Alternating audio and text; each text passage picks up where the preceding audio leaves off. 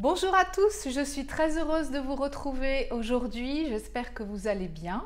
Je suis Sophie Chevelu, coach PNL, et aujourd'hui je vais aborder le sujet de comment se détacher d'une personne dans une relation amoureuse. Que ce soit un pervers narcissique ou pas, c'est un petit peu le même cheminement qu'il faut faire.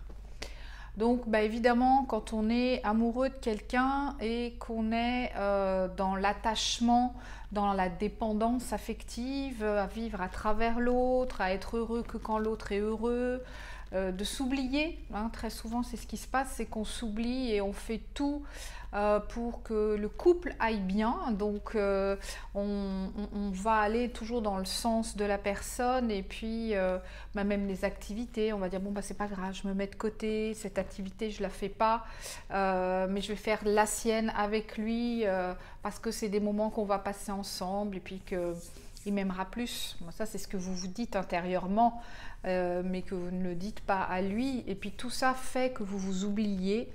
Et puis du coup, vous êtes dans la frustration. Et puis plus ça va, plus vous oubliez. Puis à un moment donné, ça pète parce que forcément, on n'est pas bien. Donc voilà, ça c'est un exemple en tous les cas de l'état de dépendance qu'on est quand on est dans cet attachement émotionnel. Donc, pour savoir d'abord si vous pouvez vous détacher de la personne, il faut vous poser des questions. Des questions fondamentales comme quels sont les bénéfices à rester? Quels sont les bénéfices à partir? Qu'est-ce que cette personne, elle vous apporte réellement? Est-ce que elle vous apporte des choses bonnes? Est-ce que finalement, si vous faites une liste, tout n'est pas positif, loin de là. En fait, elle vous apporte rien, c'est vous qui apportez beaucoup, parce que c'est ce qui arrive des fois dans des relations à sens unique, hein, comme on dit. Quel bénéfice j'ai à rester? Alors ça peut être matériel, ça peut être que la personne vous apporte quelque chose. Il faut que vous soyez sûr de vous pour vous détacher, vraiment. Et puis, voilà, faites une liste, pesez le pour et le contre. Pour vraiment savoir qu'est-ce que cette personne vous apporte, quel est le plus, quel est le moins dans la relation. Et donc, vous verrez très vite en fait ce qui est bon pour vous ou pas.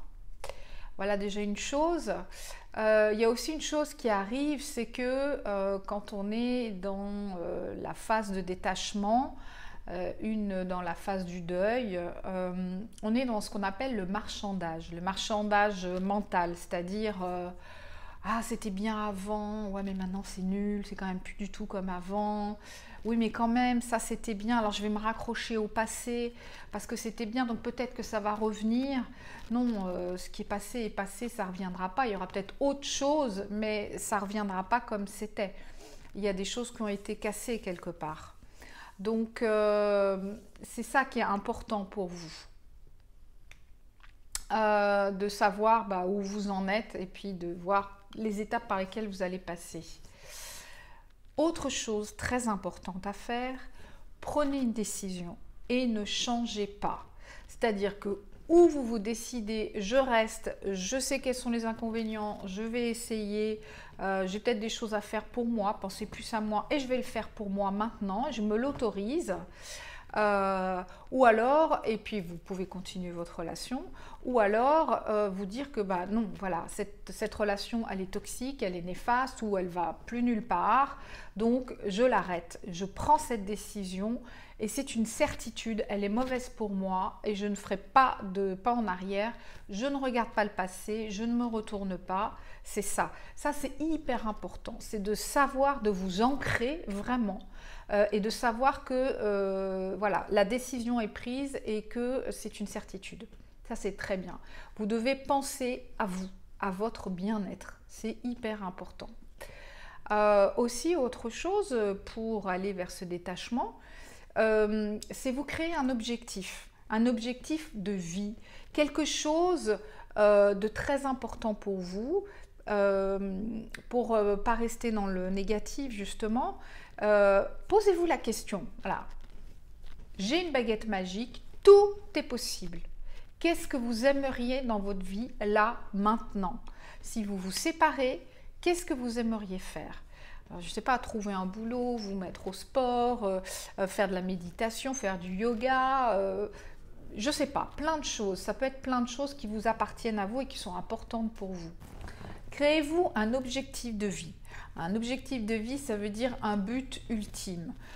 Qu'est-ce que vous aimeriez, je ne sais pas, dans 5 ans, dans 10 ans, qu'est-ce que vous aimeriez faire? Vraiment, dites-vous que tout est possible, que vous avez la baguette magique et que vous pouvez faire tout ce que vous voulez. Évidemment, quelque chose de réalisable. Et puis, projetez-vous. Essayez de visualiser la chose et de vous projeter dans le futur. Et de vous dire, bah, je sais pas, voilà, je voudrais avoir une maison, ou je voudrais aller vivre à l'étranger, ou je voudrais avoir des enfants, je sais pas, ou avoir un travail, ou faire enfin le métier que je veux. Ça peut être plein de choses, ça peut être des objectifs beaucoup moins importants, hein, mais qui sont importants pour vous. C'est ça qui est essentiel. Donc, posez-vous cette question, tout est possible, qu'est-ce que je veux? Vous écrivez cette question. Et vous vous dites, et en écrivant cette question, vous faites l'exercice de vous dire, ok, il va y avoir des étapes pour arriver au but ultime. On n'y arrive pas tout de suite. Il faut d'abord que je commence par faire ça, faire ça, faire ça, faire ça. Écrivez tout par étapes. Et là, vous avez un objectif, votre premier objectif à faire pour vous détacher de la personne. C'est-à-dire que vous allez vous mettre dans une autre dynamique, vous allez vous mettre dans une autre énergie pour avancer, pour faire un pas. D'accord? C'est ça qui est très important, c'est avoir autre chose en tête en fait, tout simplement.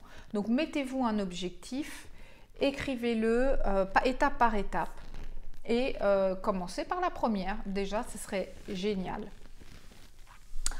Ensuite, évidemment, ce qu'il faut, c'est agir. Agir, donc déjà pour ce but ultime, il faut commencer à faire le premier pas. Mais évidemment que quand on se sépare, on a tendance à être déprimé, à ressasser, à penser au passé, à penser à ce qui s'était passé, à broyer du noir. Donc vraiment, je vous invite à sortir de ça, à vous forcer. Je sais qu'on n'a pas envie du tout, on a envie de s'isoler, de s'enfermer. Faut faire le contraire. C'est-à-dire, appelez vos amis, sortez, allez au cinéma, même si c'est une fois dans la semaine, c'est pas grave. De sortir, ça va, le moment où vous allez le faire, vous n'allez plus penser à la personne pendant ce moment-là. Vous n'allez plus penser à des choses négatives. Vous allez réintégrer un petit peu du positif dans votre vie. C'est ça le but en fait, c'est d'apporter du positif. Et puis, plus vous allez le faire, plus vous allez ajouter de positif, plus il y aura de positif dans la vie et plus de négatif. Voilà, repensez à votre objectif, intéressez-vous à vous. Votre objectif, par quoi commencer? Même si vous n'arrivez pas à faire les premiers pas, c'est pas grave. Vraiment, soyez indulgents avec vous. Faites petit à petit. Chaque pas est important. Même s'il est petit, c'est un pas. C'est avancer. Et agir, c'est réussir. Donc, plus vous allez faire des petits pas, plus vous allez réussir à vous sortir de cette situation, à aller mieux et aller vers votre objectif, à vous créer une vie qui vous plaît, qui vous correspond, où vous serez épanoui tout simplement. Donc, voyons, indulgence, patience, ça prend du temps. Il y a des personnes à qui ça prend plus de temps que d'autres. Selon les relations dans lesquelles on a été, c'est normal, c'est plus long. Donc, soyez indulgents et patients surtout. Soyez très patients. Aujourd'hui, vous n'êtes pas arrivé, c'est pas grave. Demain, vous allez réessayer. D'accord? Et puis, soyez toujours dans le positif. Allez vers le positif. Plus vous irez vers le positif, plus vous allez atteindre votre but ultime. Et puis, du coup, vous allez vivre pour vous, vivre la vie que vous avez envie et vous allez pouvoir vous détacher de cette personne. Voilà, donc j'espère que cela vous aura éclairci et un petit peu aidé à vous détacher, à savoir comment faire pour vous détacher d'une personne. Il y a des petites astuces qui aident. Et puis, écoutez, n'hésitez pas à partager les vidéos, à vous abonner, commenter, je me fais toujours un plaisir de vous répondre. Si vous avez besoin d'un coaching, je peux le faire par téléphone, en visio ou à mon cabinet à Genève. Il n'y a aucun problème, où que vous soyez, c'est possible. Et voilà, écoutez, je vous remercie beaucoup. Abonnez-vous et partagez et je vous dis à très bientôt. Au revoir.